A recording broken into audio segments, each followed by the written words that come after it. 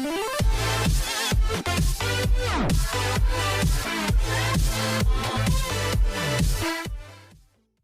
Everyone, I hope you all are well. तो आज हम बात करने वाले हैं एक ऐसी राइवलरी की जिसने आधुनिक युग में एक क्रांति ही ला दी। जी हाँ, यह एक ऐसा युद्ध था जिसका फ़ायदा आज पूरी दुनिया को हुआ और जिसकी वजह से ही आप इस फ़ोन में वीडियो भी देख पा रहे हैं। जी हाँ, हम बात कर रहे हैं दो ऐसे महान फिजिसिस्ट की, जिसमें एक तरफ थे थॉमस एडिसन, जो कि वैज्ञानिक होने के साथ साथ बहुत बड़े बिजनेसमैन भी थे, जिनके नाम सबसे ज़्यादा पेटेंट कराने का भी वर्ल्ड रिकॉर्ड था। वहीं दूसरी ओर निकोला टेस्ला, जो कि एक इलेक्ट्रिकल इंजीनियर थे, जिनकी प्रतिभा ने इलेक्ट्रिसिटी के क्षेत्र में क्रांति ही ला दी और आधुनिक दुनिया को पूरी तरीके से बदल डाला। तो बिना किसी टाइम वेस्ट के कहानी शुरू करते हैं एक ऐसे वॉर की जो कि alternating current and direct current को वर्चस्व दिलाने के लिए दो महान साइंटिस्ट थॉमस एडिसन और निकोला टेस्ला के बीच लड़ा गया। तो कहानी स्टार्ट होती है 1879 में, जब अनेकों असफलताओं के बाद थॉमस एडिसन ने अपनी ही लेबोरेटरी में फर्स्ट कमर्शियल इनकैंडेसेंट लाइट का निर्माण किया। पर इसका मतलब यह बिल्कुल भी नहीं है कि एडिसन पहले बल्ब के आविष्कारक थे, क्योंकि कुछ इतिहासकारों के अनुसार उससे पहले लगभग 20 और इन्वेंटर्स ने इनकैंडेसेंट लैंप को इन्वेंट किया था, क्योंकि पहला इलेक्ट्रिक बल्ब 1802 में हम्फ्री डेवी ने बनाया था, पर वो बहुत अधिक ब्राइट होने के कारण प्रैक्टिकल यूज़ में नहीं लाया जा सका। जी हाँ, अब हम बात करें एडिसन की, तो एडिसन साइंटिस्ट होने के साथ साथ बिजनेसमैन होने के कारण इस बल्ब को लोगों के पास तक पहुंचाना चाहते थे, जिससे वे बहुत अधिक पैसे कमा सकें। पर उनके पास सबसे बड़ी समस्या यह थी कि बल्ब से पहले इलेक्ट्रिसिटी को लोगों तक कैसे पहुंचाया जाए, जिसके लिए उन्होंने 1882 में एक डीसी सोर्स, जिसका नाम पियर्ल स्ट्रीट स्टेशन था, उसका आविष्कार किया और एक कंपनी की स्थापना की जो कि लोगों के घरों तक इलेक्ट्रिसिटी पहुंचाने का काम करने लगी। उनके द्वारा बनाया जाने वाला डीसी सोर्स 110 वोल्ट की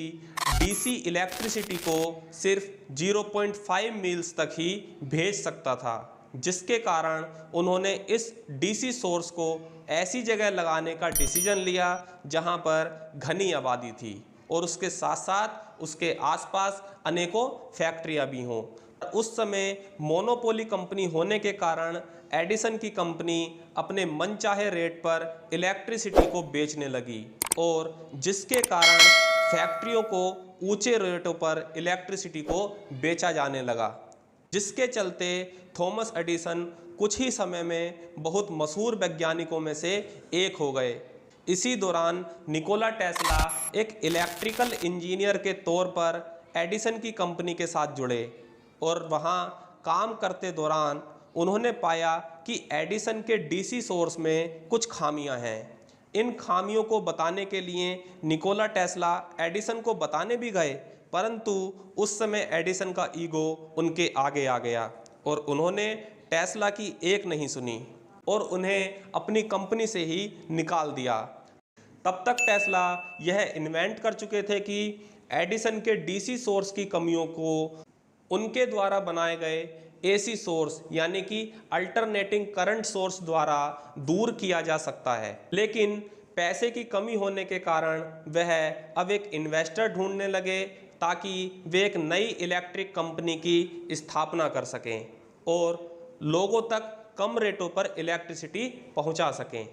और उनकी तलाश तब खत्म हुई जब वे जॉर्ज वेस्टिंगहाउस से मिले और जॉर्ज वेस्टिंगहाउस उनकी कंपनी में इन्वेस्टर के तौर पर $60,000 देने के लिए तैयार हुए। अब उन दोनों ने मिलकर एक नई इलेक्ट्रिक कंपनी जिसका नाम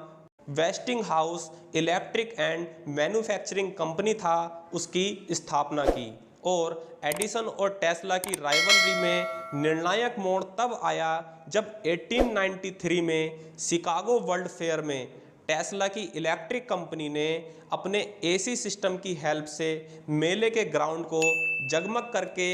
एसी की श्रेष्ठता को सक्सेसफुली रिप्रेजेंट किया। उसी दौरान टेस्ला ने एक एसी मोटर इन्वेंट भी की जो कि बिना एनर्जी लॉस के बहुत अधिक दूरी तक इलेक्ट्रिसिटी ट्रांसमिशन को अलाउ करती थी, जिसने इलेक्ट्रिक पावर डिस्ट्रीब्यूशन में एक बहुत बड़ी क्रांति ही ला दी। इससे न केवल अमीरों के बल्कि गरीब जनता के घर भी रोशनी से जगमग हो गए और देखते ही देखते टेस्ला की कंपनी प्रसिद्धि हासिल करती चली जा रही थी। वहीं दूसरी ओर बात करें एडिसन की कंपनी, जो कि बैंकक्रप्ट होती चली जा रही थी, जिससे उनका सारा पैसा डूबता नजर आ रहा था, जो कि एडिसन को बिल्कुल भी मंजूर नहीं था।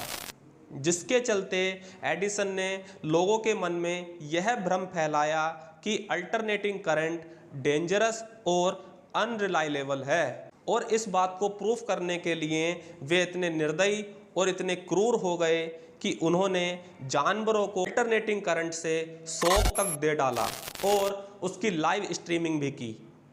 और साथ ही अल्टरनेटिंग करंट से चलने वाली डेथ चेयर का निर्माण भी किया और अमेरिका में कैदियों को इसके द्वारा मारने का सुझाव भी दिया। और 6 अगस्त 1990 को एक कैदी जिसका नाम विलियम कैमलर था, उसे डेथ चेयर पर बिठाकर 1000 वाट की अल्टरनेटिंग करंट का शॉक दिया, जिससे वहाँ पर बैठे लोगों ने यह तक बताया कि इससे अच्छा तो यह होता कि उस व्यक्ति को आरी से काट कर ही मार दिया जाता, जिससे टेस्ला की अल्टरनेटिंग करंट की बहुत अधिक निंदा हुई। तब टेस्ला ये बात समझ गए कि इससे बाहर आने के लिए कुछ ऐसा करना होगा जिससे लोग इस सब को भूल जाएं, जिसके चलते अल्टरनेटिंग करंट की सुरक्षा का प्रदर्शन करने के लिए टेस्ला ने एक सार्वजनिक प्रदर्शन आयोजित किया, जहां उन्होंने नियाग्रा फॉल्स पर अल्टरनेटिंग मोटर का यूज़ करके लाइट की एक श्रृंखला जलाई, जिससे यह प्रूव हुआ कि अल्टरनेटिंग करंट से चलने वाली लाइट घरों और फैक्ट्रियों दोनों के लिए ही सेफ है। और फाइनली टेस्ला की इस राइवलरी में जीत हुई। जी हाँ, आज हम अपने घरों में एडिसन द्वारा बनाए गए डायरेक्ट करंट का नहीं, बल्कि निकोला टेस्ला जी द्वारा बनाए गए अल्टरनेटिंग करंट का यूज़ करते हैं। आई होप कि आपको ये राइवलरी की स्टोरी पसंद आई होगी।